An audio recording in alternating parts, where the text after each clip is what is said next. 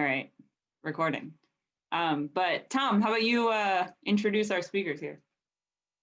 I'll introduce the first speaker. It's Christopher Tucker from the American Geographical Society, and he will talk about Geography 2050. Chris? Excellent, excellent. And I'm allowed to share a screen? Yep. All right, let me just share my, might be a little bit messy, but I think I've got it going.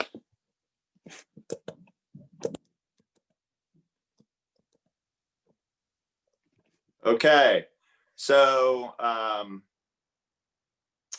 well, anyways, we've got Geography 2050 coming up next week. This is the 7th Geography 2050 that we have thrown in just as many years. Normally it's up in New York City, co-hosted with Columbia University's Earth Institute, but COVID. So we decided over the summer to turn this into a virtual event. And we're pretty proud of what we've been able to put together. Feel free to go to the website, geography2050.org. You won't see all the content. We're going to be dropping it day by day, Monday through Friday of next week. But if you could go and sign up, there's 2 ways to sign up, which may sound a little wacky, but there's the register now button here where we would love to have you register, but also go to LinkedIn. If you Google LinkedIn Geography 2050, you will get this page. And so we'd love to have you, if you could, go to that page and actually share that with your network so that other Geo people will know about the conference, and register at either place. I don't really, it doesn't really impact us. So anyways, the event is star-studded. We've got our 4 admirals. We've got some of the biggest names in ocean, underwater ocean exploration. We've got book talks from some really big authors. I got to have my book talk interview with Kim Stanley Robinson on his new book, The Ministry of the Future, which is pretty great. And that guy really cares about the oceans. I guess talking to a sci-fi author about the future of the oceans, that definitely puts a new twist on things. We were really lucky to have Dr. Christopher Linden. I'm not sure if he's on today's Zoom call, but lucky to have him as one of our co-chairs, bringing some of the best and brightest in the worlds of oceanography and geography together for this. And also our other organizer was Dr. Lawson Brigham from the University of Alaska Fairbanks. So love to have you join. The way it's going to be structured is as a live stream. So you'll, whatever the times are that it starts, I should know, but each day it's a little bit different. You can just put it on like your big screen TV and hit play, or it'll be streaming live. And if you've got to go away for any reason, you can pick it up later because it'll be looping for the rest of that day. But also each individual segment will be hosted on the website. One of the fun side effects of this is we're going to keep this open as a platform that we're going to keep adding more geography content to over the future months and years. But we're starting with about 20 hours of content that you can, in terms of panels, lightning talks, what we call spotlights, some award ceremonies. If you want to watch medals given out for a lot of interesting scholarship and professional professional contributions. So we'd love to have everybody there. We'd love it if you'd help us share this over social media. We have a Twitter handle of @Geography2050 and also @American Geo. If you could get the word out there to your networks would be great. LinkedIn would be great. And other than that, just tune in and enjoy. It is a free event. We just felt that it's really kind of a crowded marketplace out there, and it'd be kind of a difficult thing to charge. Well, we're at a little bit of a loss on what the actual business model is for this compared to what we do in New York City. But if you would like to support the event, there is a donate now button. Even if it's just $5, we're kind of embracing the public television model here. If you like the podcast you just listened to, feel free to donate. But we'd love to have you be part of the community. And if you liked it a lot and you feel like you have something to contribute in the future, we'd love to take your talent, your expertise, your visual and geographic glimpses into the future of our oceans and bottle that up and provide that to the community on this platform also. So I think that's it.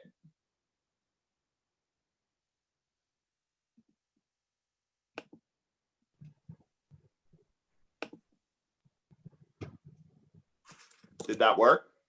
Yeah, awesome. Yay! I have no idea. Yeah, it's like I could have just talked to myself for 5 minutes and nobody heard me. We got actually a question in the comment box. Let's see. It says, is all of the events content ocean related only, or are there also terrestrial related presentations too? It's everything. So yeah, we have an entire day that's really focused on the boundary between the kind of the changing boundary between human habitats in the ocean. And that's everything from a coastal panel to kind of Arctic, things going on in the Arctic, but also what island nations are dealing with sea level rise, et cetera. One of our themes is the contested environment. So it's, you know, in many ways, this is a huge human geography conference because the oceans have kind of been played host to great power contests for, you know, millennia.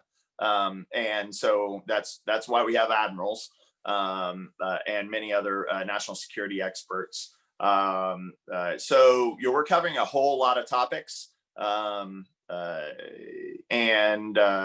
Yeah, the oceans are kind of the centerpiece, but it's definitely the intersection of human geography, physical geography, and the biogeography surrounding the oceans. That's it? That's all the questions? Come on. Yeah, that's it. Any more questions? We got time for a couple more. Well, I mean, I have one. So I'm just curious, why oceans? I don't think you actually said like why this is such an important thing to talk about. I mean, there's the obvious, like, well, it's because of the oceans. You know, it's 75% of the Earth's surface, but yeah, it's 75% of the Earth's surface. You know, 97% of the actual living environment on the planet in terms of volume. You know, kind of key to life on our planet. It'll be kind of the center. You know, the center of action as it relates to climate change. We fight wars over this and people lose their lives over it. We're also kind of annihilating it at an alarming rate in terms of the spoiling of the natural environment and, you know, overfishing and whaling and, you know, China wipes out 100 million sharks a year just for, you know, shark fin soup, which is wackadoodle. But, you know, so there's a lot of stuff going on around the ocean. You know, the Geography 2050 brand was started as, you know, a multi-year strategic dialogue about the vital trends that will reshape the geography of our planet over the coming decades. That's kind of our shtick. And it's pretty clear with climate change, with a lot of this human action, that the actual geography of the ocean, it will actually fundamentally change. You know, you may look at global scale and say, well, the coastlines kind of look like where they, you know, they're still where they used to be. But that biogeography within it, how it's being used for human uses is going to fundamentally change. So a lot of stuff going on. This year's, you know, ocean ain't your daddy's ocean. Is there, oops, what was that question? Is there an opportunity? Uh-oh.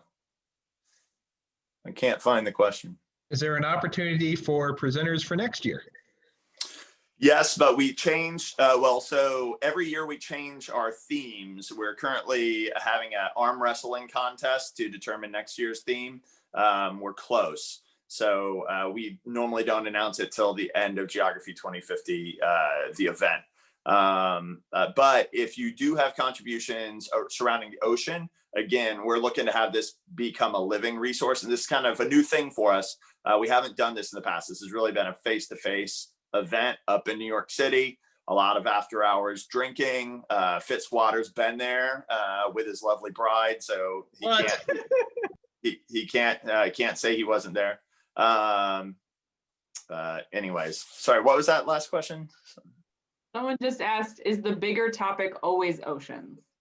I mean, ocean, I mean, every year we do just a different topic. So, you know, we've been wanting to do oceans for a number of years. We've done work around, you know, sustainability and climate change in previous years, and oceans always come up, but yet you don't have the time to focus on all the detail around the oceans. So we did our best, you know, within the kind of format and the constraints that we have to give it a go and cover kind of the broadest possible set of topics this year. But again, hoping to have this be a living resource. So even some of tonight's presenters, you know, maybe we'll be able to sucker them into reproducing their presentations in some format for the Geography 2050 platform. We'd love to have you. And don't forget, you can always present at GeoDC. Absolutely. That We is always an have room excellent for point. presenters. So that's me. But if you really could, tweet it out, text it out. I don't know, put it in an envelope, mail it to your grandmother, like whatever. Spread the word. We'd really appreciate it. And hopefully you're able to tune in for some of it next week. Just go to geography2050.org, register. So we've kind of got a count and we know how to communicate with you when we have changes and stuff like that. So hey, Chris, we have one more question here. Yeah. Go ahead, Chad. Okay. Why are oceans bigger than seas, and what are seas? Jeepers creepers. These are good questions. That's a good question, right? You know, I'm going to screw this up because I'm sure there's a real answer from a real oceanographer.